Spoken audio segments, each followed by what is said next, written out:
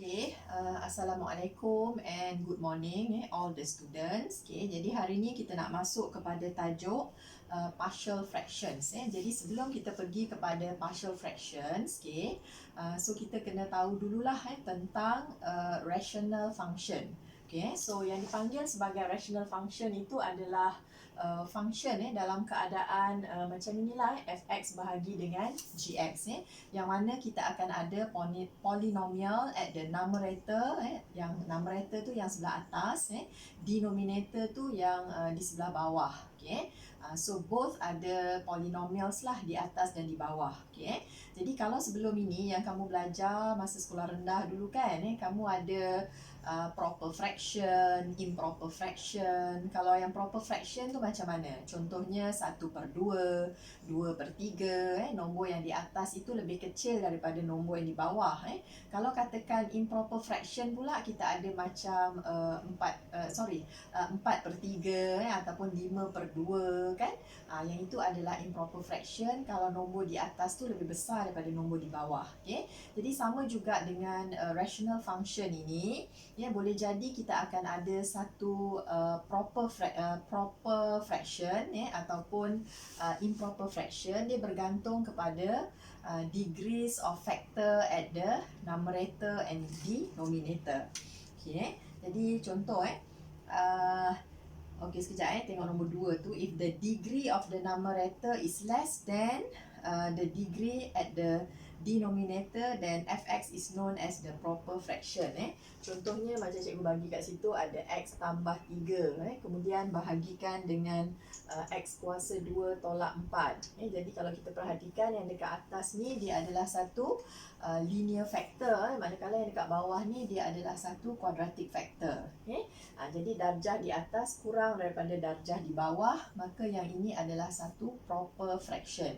Okay, so kalau proper fraction ini kita boleh terus pecahkan dia menjadi dia punya partial fractions. Macam kita nak pecahkan dia kepada pecahan separa, ataupun pecahan yang lebih ringkas. Okay, sebagai hasil tambah pecahan yang lebih ringkas. Okay, kalau katakan degree of the numerator is equal or higher than the degree of the denominator. Okay, maksudnya contoh katalah saya ada macam ni pula, x kuasa 2 tambah 6x. Okay, kemudian kita bahagikan dengan dekat bawah ni ada x kuasa 2 tolak 4. Okay, ataupun satu lagi mungkin saya akan ada x kuasa 3 tolak 4x tambah 3 ke katalah. Kemudian dekat bawah tu let's say macam ni sajalah. Okey, contohlah macam ini kalau kamu tengok darjah dekat atas darjah 2, dekat bawah pun darjah 2. So maksudnya dia punya degree itu equal, atas bawah. Jadi yang ini kita panggil sebagai satu lagi yang kalau darjah di atas lebih besar, dia jadi sama ada kalau degree at the numerator is greater than or greater than or equal dengan degree at the denominator, maka yang ini kita panggil sebagai improper fraction. Okay? Jadi kalau improper fraction ini kamu kena buat long division dahulu, dan baru kita boleh pecahkan dia menjadi dia punya partial fractions. Nanti saya akan tunjukkanlah macam mana caranya. Okay. Jadi ini cerita tentang this proper fraction and also the improper fraction. Okay, then kita pergi pada rules for expressing a rational function in partial fractions. Jadi macam mana kita nak pecahkan dia jadi partial fraction? Okay, pertama, ensure that the degree of the numerator is at least one less than the degree of the denominator.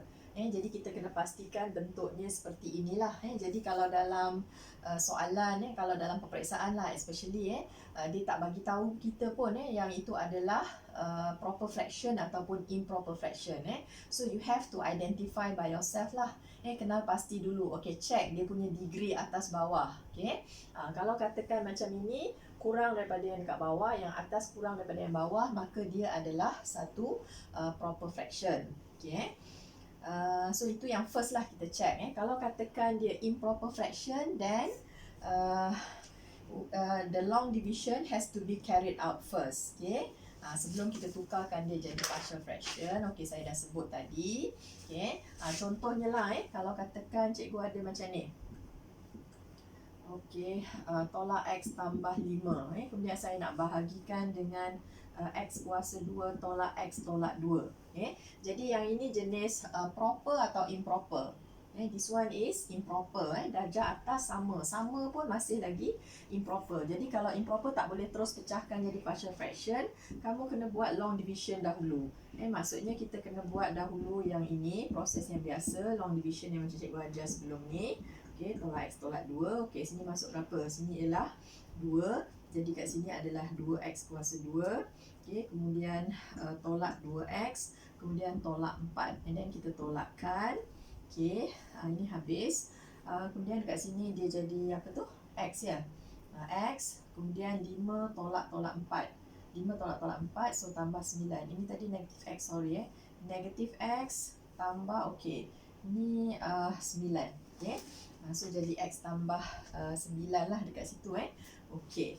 Jadi sekarang kita boleh tukarkan benda ni ini per ini sebagai okey, 2 kita gunakan yang sebelum ni kita belajar kan, quotient, kemudian tambah dengan dia punya remainder X tambah 9, kemudian kita bahagikan dengan divisor. Okey, X kuasa 2 tolak X tolak 2. So jadi ideanya ialah kita buat long division dahulu supaya bahagian belakang ni, bahagian ekor dia ni, dia akan jadi satu proper fraction yang mana darjah di atas satu kurang daripada darjah yang di bawah. Jadi yang dekat depan ni nanti nombor ni kita kekalkan. So yang sebelah belakang ini yang kita akan pecahkan dia sebagai dia punya partial fractions. Okay, so itu kalau dia improper fraction. So for each distinct linear factor AX tambah B, okay, kalau katakan kita tengoklah kita punya apa panggil proper fraction. Okay, contohlah contoh yang jenis linear linear type kita tengok factor at the denominator. Katalah saya ada macam ini kan, X tolak 13, kemudian bahagikan dengan boleh tengok contoh dekat dalam modul itu, kemudian X tolak 3. Okey. So first kita tengok, okey, yang ini adalah proper fraction. Lepas tu kita tengok factor at the denominator. Kedua-duanya adalah linear factor. Jadi petuanya adalah kita akan pecahkan dia kepada A per X tambah 2, kemudian tambah B per X tolak 3. So that one is for linear factor lah. Yang mana A dengan B ni adalah constant ataupun nilai yang kita akan determine, yang kita akan tentukan lah. So ini kalau dua-duanya adalah linear factor. Maknanya kalau ada lebih daripada 2, dan kita tambah lagi lah. Contoh kalau kat sini, katalah kat sini ada satu lagi X. Kemudian tambah C per X. So kalau ada banyak-banyak, tambahlah DE ke macam tu lah. Itu kalau linear. Kemudian kalau katakan kita ada jenis yang repeated linear. Yang kat sini semua yang factor at the denominator. Repeated linear ni contoh dia macam mana? Contohnya macam ini. Katalah saya ada X tambah 1 kuasa 2. Katalah ada X kat depan. 1. Jadi yang ini saya boleh pecahkan dia sebagai, kat sini ada satu linear. Kat sini ada repeated linear. Repeated linear ni ialah kita ada satu linear factor, dalam kurungan ada kuasa 2 ataupun kuasa 3, kuasa 4. So that's what we call the repeated linear. Jadi dia punya petua adalah, kalau untuk yang linear ni tadi macam biasalah, A per X. Kemudian untuk yang this repeated linear, kita akan buat beginilah. Sini X tambah 1, kemudian kita ulang lagi. Kemudian kat sini akan jadi X tambah 1 kuasa 2. So itu cara untuk repeated linear. Where A, B and C are constants to be determined. Jadi kalau katakanlah contohlah saya ada macam ini, dekat bawah ni katalah ada x kuasa 2, kemudian ada x tolak 1 pun sama jugalah. So sini a per x. So this one considered as repeated linear. So tambah dengan b per x squared, kemudian tambah c per x tolak 1. Yang ujung ni dia akan follow linear punya rules. Kemudian ini tadi yang pertama, linear, factor at the denominator with linear factors. Kemudian yang kedua ni factor at the denominator with repeated linear.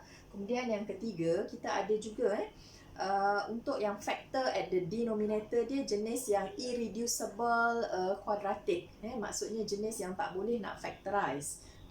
For example, cikgu bagi contoh apa kat situ, 6 tolak x, kemudian kita ada 2x tambah 1, kemudian saya ada x kuasa 2 tambah 3. Macam ni. Yang ini kita tengok dekat bawah, yang ini adalah satu linear factor, manakala yang ini yang jenis irreducible. Maksudnya kita tak boleh nak factorize dia, kita tak boleh nak ringkaskan lagi. Kalau katakan x kuasa 2 tolak 3, yang ini kita boleh ringkaskan.